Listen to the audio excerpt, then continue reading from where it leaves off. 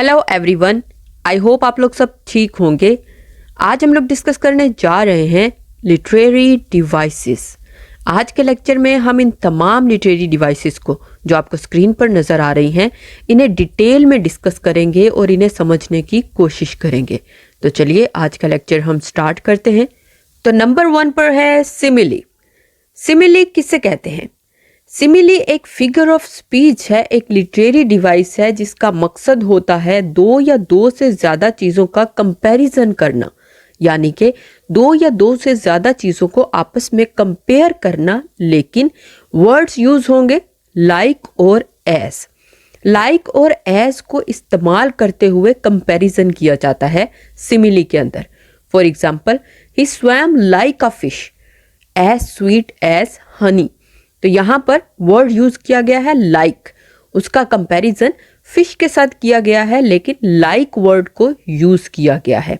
उसके अलावा उतना मीठा जितना कि शहद, लेकिन वर्ड यूज किया गया है एज स्वीट एज हनी। तो लाइक और एज वर्ड्स को यूज करते हुए कंपैरिजन करने को हम सिमिली कहते हैं। उसके बाद नंबर 2 पर है मेटाफर। मेटाफर भी कंपैरिजन को ही कहते हैं, यानी कि दो या दो से ज्यादा चीजों का कंपैरिजन सिमिली की तरह ही, लेकिन डिफरेंस कहाँ आ जाता है कि हम लाइक और एज वर्ड्स को यूज नहीं करेंगे, यानी कि कंपैरिजन होगा लेकिन लाइक और एज वर्ड्स को यूज किए बगैर। For example, you are an open book, उसका कंपैरिजन ओपन बुक के साथ किया गया है, लेकिन लाइक और एज को यूज नहीं किया गया। उसके बाद the exam was a piece of cake, कि एग्जाम केक के एक टुकड़े की तरह था। तो यहाँ पर भी कंपैरिजन किया गया है, लेकिन लाइक और एज को यूज नहीं किया गया। तो मेटाफर और सिमिली में मेन डिफरेंस यही है कि सिमिली में हम लाइक और एज यूज करते हैं और मेटाफर में हम दोनों को यूज नहीं करते, लेकिन दोनों में ही कंपैरिजन किया जाता है। नंबर 3 पर है कंसीट। कंसीट को हम फैंसीफुल मेटाफर भी कहते हैं या एक्सटेंडेड मेटाफर। इसके अंदर दो ऐसी चीजों का कंपैरिजन किया जाता है जिनका आपस में कोई ताल्लुक नहीं होता, यानी कि खींच तान के दो चीजों को आपस में मिला दिया जाता है।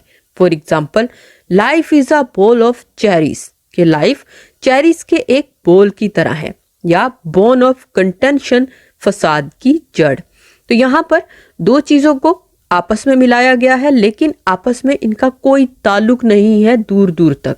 तो ये है कंसीट। नंबर 4 पर है पर्सोनिफिकेशन। पर्सोनिफिकेशन किसे कहते हैं? पर्सोनिफिकेशन एक्चुअल में एक ऐसी लिटरेरी डिवाइस है जिसके अंदर एक नॉन ह्यूमन यानी कि बेजान चीज को एक जानदार की खसूसियात दे दी जाती हैं, यानी कि एक नॉन ह्यूमन या इनएनिमेट ऑब्जेक्ट को ह्यूमन कैरेक्टरिस्टिक्स देने के अमल को हम पर्सोनिफिकेशन कहते हैं। और वो कैरेक्टरिस्टिक कोई भी इमोशन हो सकती है, कोई बिहेवियर या कोई भी एक्शन। इन चीज़ों को, इन कैरेक्टरिस्टिक्स को बेजान चीज़ को दिया जाता है और उसको एक जानदार की फॉर्म में प्रेजेंट किया जाता है। उस प्रेजेंटेशन को हम पर्सोनिफिकेशन कहते हैं, यानी कि बेजान चीज को जानदार की फॉर्म में प्रेजेंट करने को हम पर्सोनिफिकेशन कहते हैं।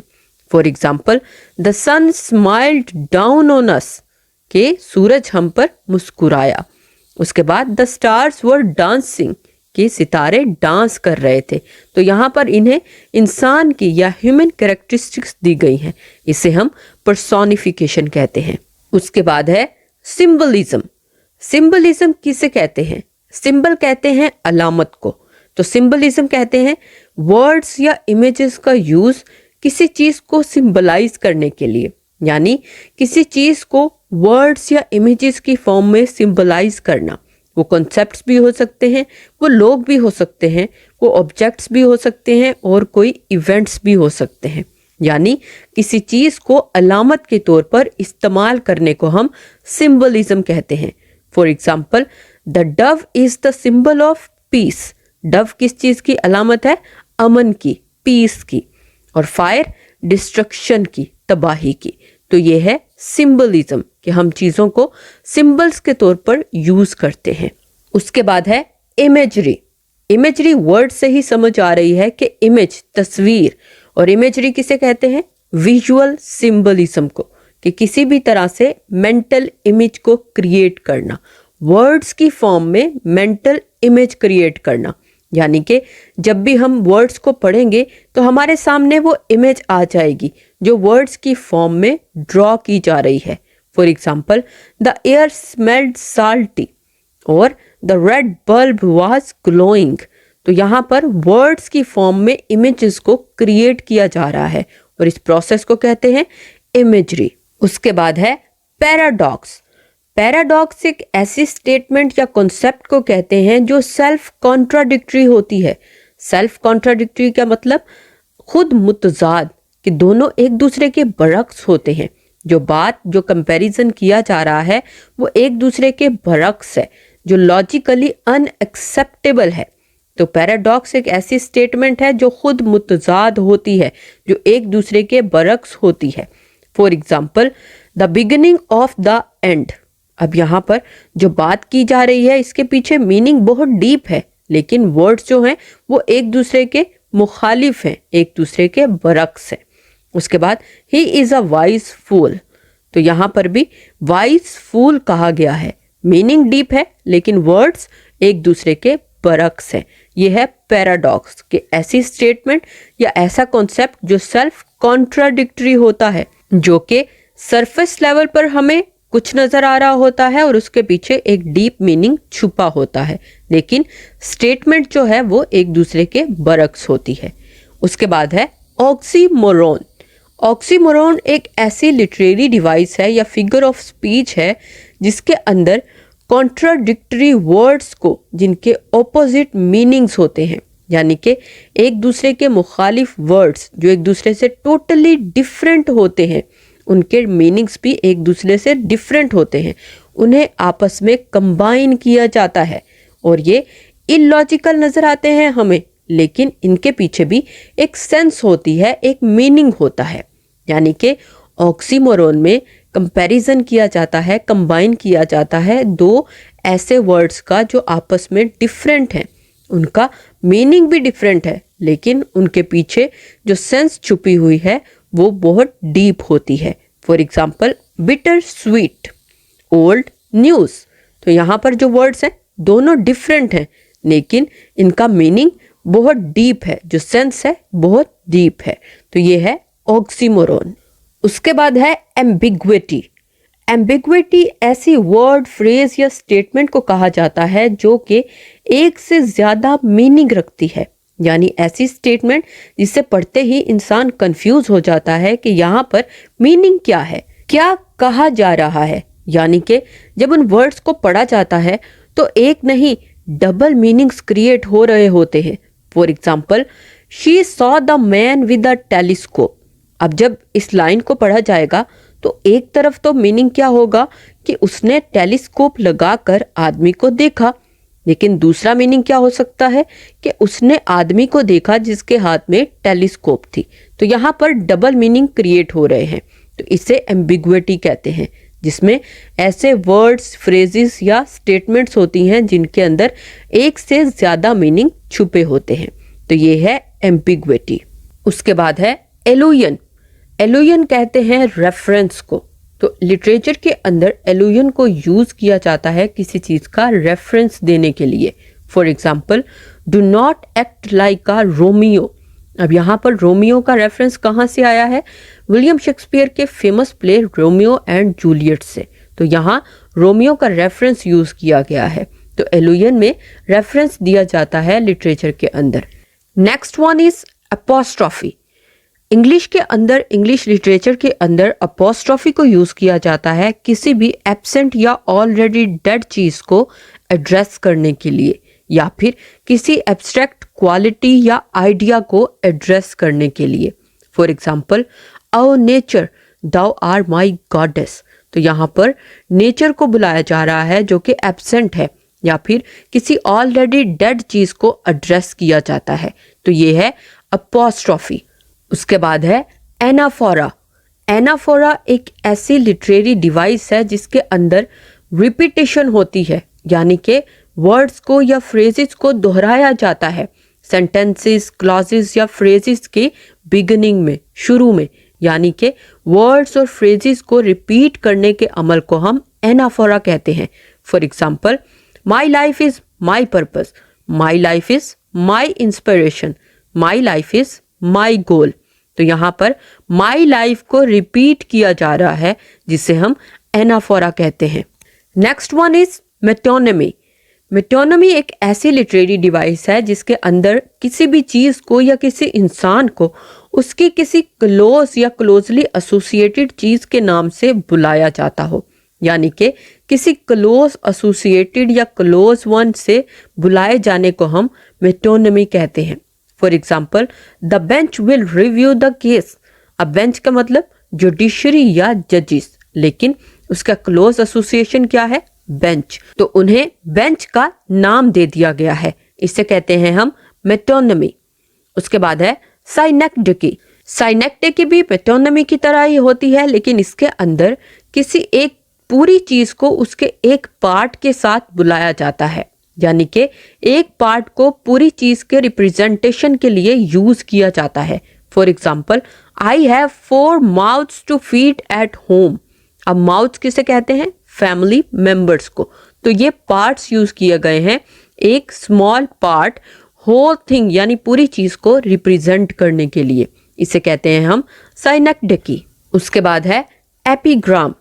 एपिग्राम एक्चुअल में एक शॉर्ट विटी स्टेटमेंट को कहते हैं जिसके पीछे कोई सिंगल थॉट होती है या कोई ऑब्जर्वेशन होती है, यानी कि एक शॉर्ट विटी स्टेटमेंट को हम एपिग्राम कहते हैं।